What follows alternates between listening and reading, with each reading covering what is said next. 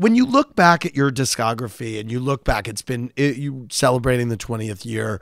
Was there a moment where you feel like you started to own your own sound and be your own artist? Yes, absolutely.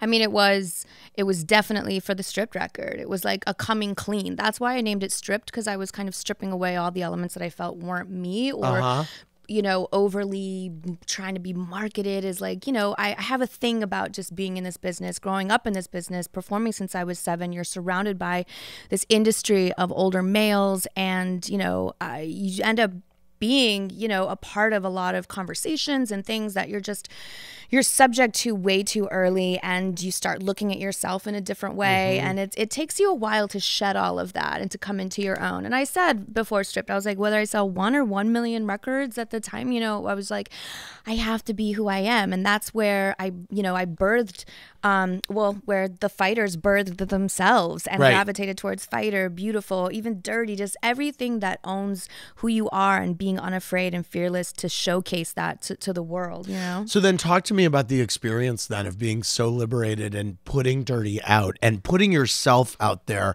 I mean, we touched on this a little earlier, but you really put yourself out there, and I forgot about how heavy the backlash was to that and how much, the SNL thing, I say it like, oh, it's funny, whatever, but you're in your skin and you were the one that put yourself out there.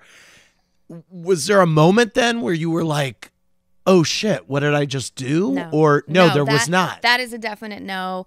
It can be hard, and we're all human, and it's hard to face criticism. It's hard in general to be in the spotlight and be under the scrutiny that you are, especially as a female. But at the time, I would not have had it any other way. I was more interested in getting my voice across, being the voice for other people to accept who they are, and whether it's vulnerable or loud and proud, it's like whatever, owning yourself. So it was very important. It was more important for me to open up conversations about double standards.